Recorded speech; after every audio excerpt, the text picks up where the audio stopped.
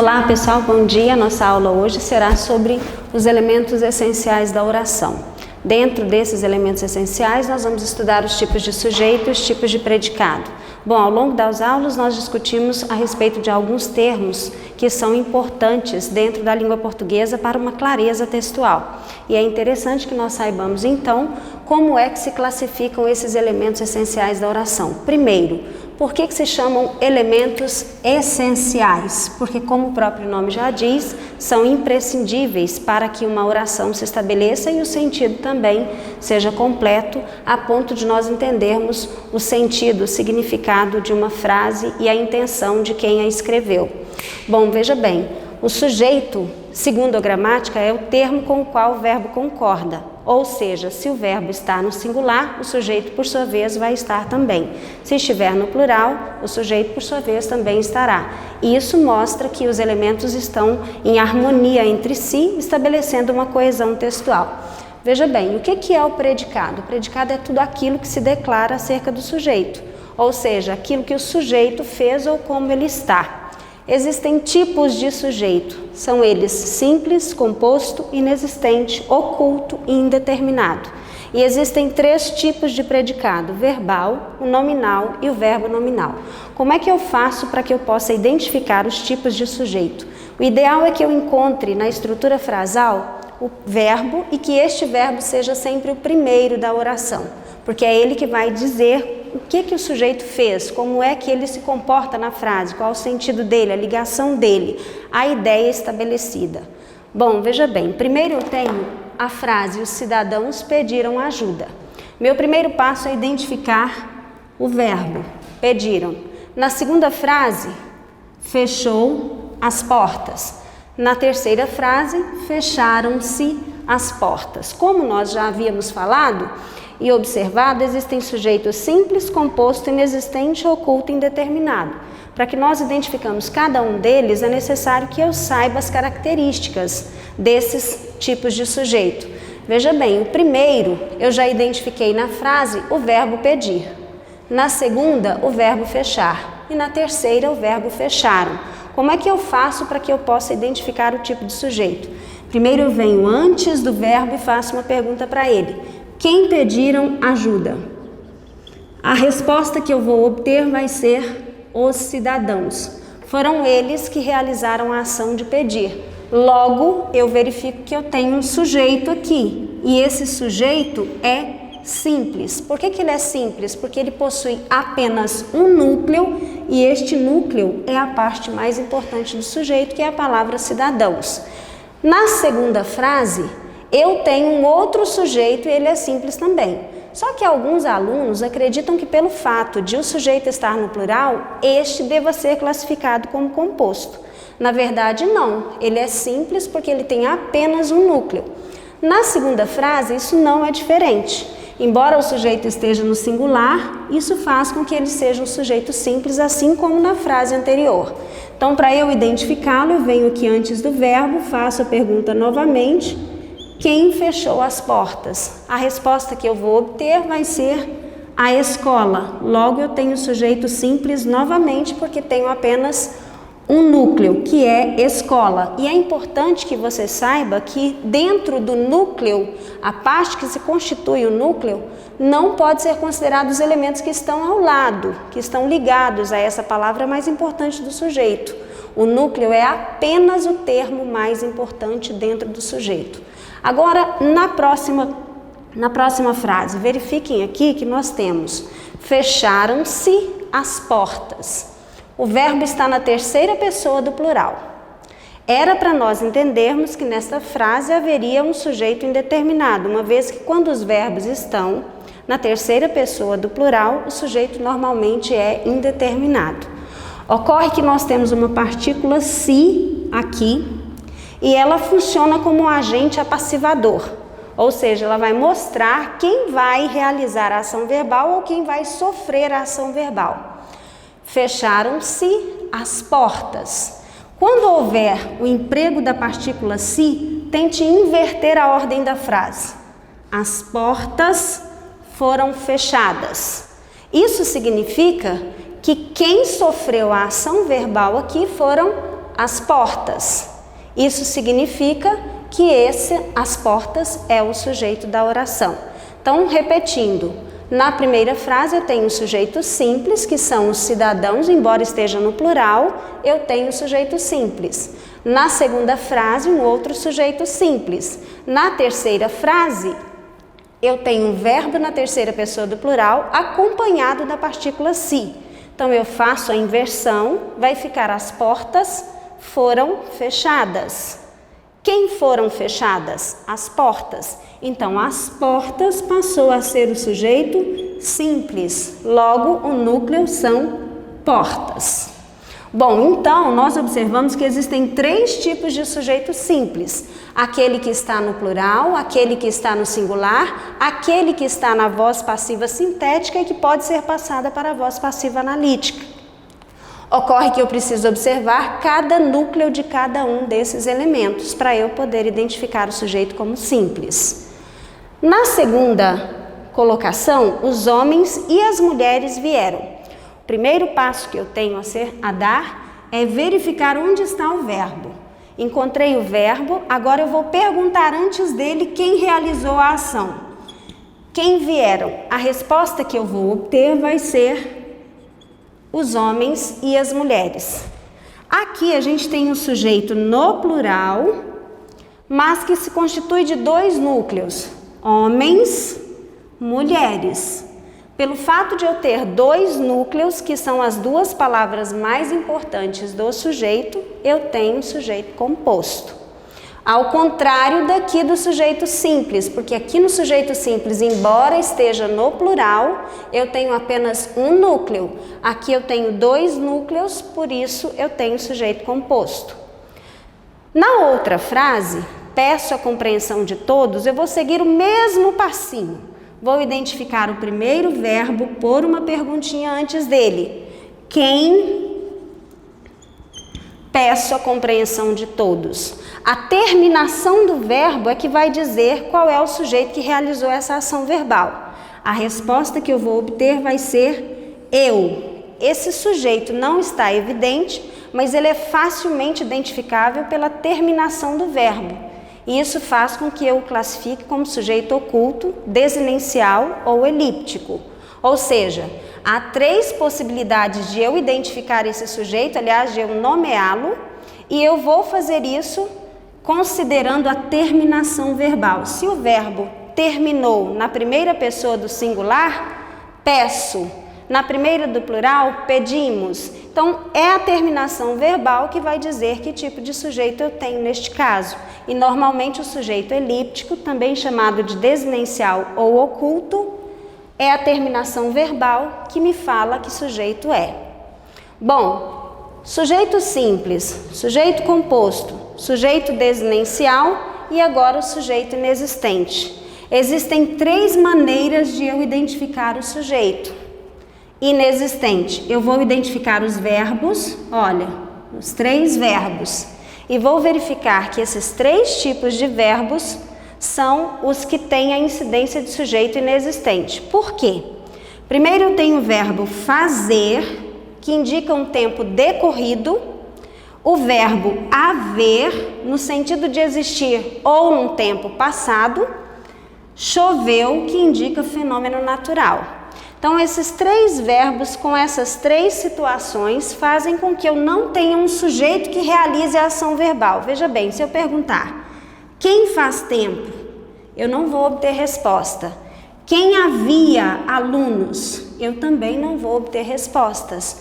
Quem choveu, eu também não obterei respostas. Isso significa que os 3 verbos nessas circunstâncias, fazer em um tempo passado, havia no sentido de existir e choveu, que indica fenômeno natural. Esses 3 tipos de verbos fazem com que eu entenda que não há um sujeito que realiza a ação verbal. Não há um termo com o qual o verbo concorde, certo? Por isso, aqui eu tenho sujeito inexistente. Para que haja sujeito inexistente, é necessário que eu tenha, então, 3 tipos de verbos em situações diferentes. O verbo fazer, em um tempo decorrido, o verbo haver, no sentido de existir, e o verbo chover, que indica fenômeno natural. Aqui eu tenho um sujeito oculto, pelo fato de que a terminação verbal é que vai indicar para mim quem realizou a ação verbal, qual é o termo com o qual o verbo concorda, que normalmente não vai estar expresso, mas eu vou conseguir identificar facilmente de quem se trata. Neste caso eu tenho um sujeito composto porque eu tenho dois núcleos. Se eu tivesse aqui um sujeito no plural, mas com apenas um núcleo, como é este caso, então eu não teria sujeito composto. Eu só tenho porque eu tenho dois núcleos, ou eu posso ter dois ou mais núcleos. E aqui são as três situações de sujeito simples. Quando eu tenho um núcleo, mesmo estando no plural, quando eu tenho um núcleo no singular e quando eu tenho uma frase na voz passiva sintética que, ao ser passada para a voz passiva analítica, me mostra qual é o termo com o qual o verbo concorda. Basta que eu faça a inversão. Coloque o sujeito no início e o verbo depois, fazendo as adaptações necessárias. Fecharam-se as portas foram fechadas. Quem foram fechadas? As portas. Logo, eu tenho aqui um sujeito simples. Pessoal, continuando então, eu falei sobre o sujeito simples, o sujeito composto, o sujeito oculto e o sujeito inexistente. Faltou agora o sujeito indeterminado. Vocês observaram que há três maneiras de eu identificar o sujeito simples, há três maneiras de eu identificar o sujeito inexistente e há, portanto, duas formas de eu identificar o sujeito indeterminado. Esse sujeito é indeterminado por dois motivos. Primeiro passo, vocês já sabem que é identificar o verbo. Precisa-se e estudar. O verbo é precisar e estudar. Por que que esses sujeitos aqui são indeterminados? Veja bem, lá naquele outro exemplo do sujeito simples, a gente tem a partícula se. Mas ocorre que após a partícula se, não houve o emprego de uma preposição. Se houver, não há possibilidade de fazer a inversão da frase. Não tem como eu passar a frase da voz passiva sintética, como é aquele caso, para a voz passiva analítica, se houver uma preposição. Isso significa que quando o verbo estiver acompanhado da partícula se, mais uma preposição, ou então um advérbio, por exemplo, precisa-se muito de ajuda. Olha, se eu tiver um verbo acompanhado da partícula se e após ela uma preposição ou um advérbio, isso indetermina o sujeito. Eu não vou ter um sujeito evidente, eu não vou saber qual é o termo com o qual o verbo concorda. Não dá para eu identificar quem realiza a ação verbal ou quem necessita de que uma ação seja realizada. Então, neste caso, o sujeito é indeterminado, uma vez que eu tenho uma partícula se e após ela uma preposição ou um advérbio. Outro fato é quando o verbo está na terceira pessoa do plural sem sujeito expresso. Quando isso acontecer, olha, estudaram em tempos de pandemia. Eu não sei se foram eles, os alunos, elas, as pessoas, os homens, as mulheres. Eu simplesmente sei que estudaram em tempos de pandemia. Eu só sei que a ação foi realizada, mas eu não sei quem a realizou. O fato é que nessas duas ocorrências eu tenho então sujeito indeterminado, uma vez que o verbo foi acompanhado da partícula se, mais uma preposição ou um advérbio, isso indetermina o sujeito. Eu tenho verbo na terceira pessoa do plural, sem sujeito expresso, não sei quem realizou a ação verbal. Esses são os dois casos em que o sujeito é indeterminado. Bom, nós falamos de sujeitos, os tipos de sujeito, simples, oculto, indeterminado, inexistente, e também falamos do sujeito composto. Agora vamos para os tipos de predicados. Primeiro passo, como nós já sabemos, é identificar o verbo. Neste caso, é ele quem vai falar qual é a ação realizada ou foi a ação realizada pelo sujeito. Primeiro identifico o verbo, coloco uma barrinha antes dele, para que eu possa identificar o sujeito. As crianças estudaram em casa. Quem estudaram em casa? A resposta que eu obtenho é as crianças. Este é o sujeito, ele é simples e constitui-se de apenas um núcleo, por isso ele é simples.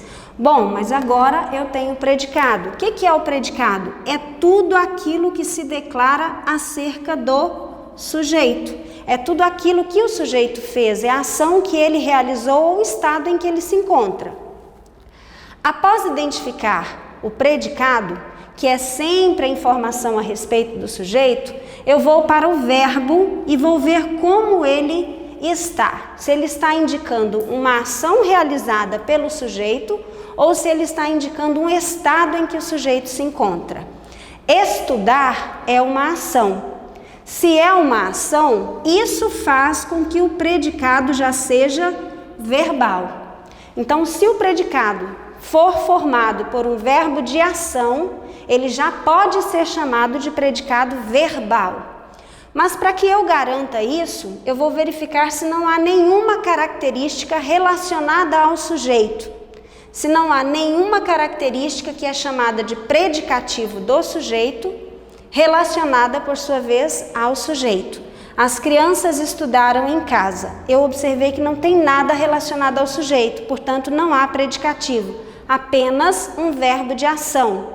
Isso significa que eu tenho um predicado verbal. E quando o predicado for verbal, o núcleo dele será o próprio verbo. Então, estudaram é o núcleo do predicado, certo? Então, eu tenho aqui um sujeito simples, um verbo de ação, sem nenhuma característica. Então, estudaram em casa é um predicado verbal porque não há nenhuma característica relacionada ao sujeito. Quando o predicado for verbal, o núcleo dele será o próprio verbo. No outro caso, as crianças e os adolescentes estavam alegres. Primeiro passo que nós já sabemos é identificar o primeiro verbo da oração. Como nós temos apenas um, a gente lê de novo a frase e verifica. As crianças e os adolescentes estavam alegres. Quem estavam alegres? A resposta que eu obtenho são as crianças e os adolescentes. Isso aqui, então, é sujeito composto. E por que é sujeito composto? Porque eu tenho dois núcleos. Lembrando que os núcleos não podem levar com eles as palavras, os determinantes, os elementos que estão ligados a eles, apenas eles próprios. Então, os núcleos são crianças, adolescentes. Agora eu vou para o predicado. O predicado é tudo aquilo que se declara sobre o sujeito, não é isso? Então, estavam alegres. Agora eu vou verificar se esse verbo é de ação ou se ele é de ligação. Estavam alegres não indica uma ação realizada pelo sujeito, mas o estado em que ele se encontra. Então, estavam é um verbo de ligação. Se eu tenho verbo de ligação, é comum que eu tenha uma característica do sujeito ou um estado dele. Neste caso, é alegres. Alegres se relaciona ao sujeito, isso é chamado de predicativo. Então, o predicativo do sujeito, acompanhado de um verbo de ligação, faz com que o predicado seja nominal. E quando o predicado for nominal, o núcleo dele não será o verbo de ligação, será o predicativo do sujeito, certo? Então, veja bem, lá no predicado verbal eu tenho um verbo de ação e, por isso, o núcleo deste predicado é o próprio verbo. Eu não tenho nenhuma característica, não tenho nenhum predicativo. No segundo exemplo, o predicado foi constituído por um verbo de ligação mais um predicativo do sujeito. Quando isso acontecer, o núcleo do predicado não será o verbo de ligação, mas o predicativo do sujeito. Logo, eu tenho um predicado nominal. E são 3 os tipos de predicados: verbal, nominal e verbo nominal. Por que eu vou chamar este verbo de ligação? Porque o papel dele é apenas estabelecer uma relação entre o sujeito e a sua característica. Nada mais que isso. Se eu disser as crianças e os adolescentes alegres, eu consigo entender o sentido da frase mesmo sem a presença do verbo, porque ele só está estabelecendo um elo, uma ponte entre o sujeito e o seu predicativo. Revisando então, o predicado será verbal quando ele tiver um verbo de ação sem característica e o núcleo será o próprio verbo. O predicado será nominal quando nele houver um verbo de ligação mais um predicativo. Nessa circunstância, o núcleo não será o próprio verbo, será o predicativo do sujeito. Próximo exemplo. As pessoas estavam nas praças. Nós sabemos que existem na língua portuguesa 8 verbos de ligação: ser, estar, ficar, parecer, continuar, andar, tornar.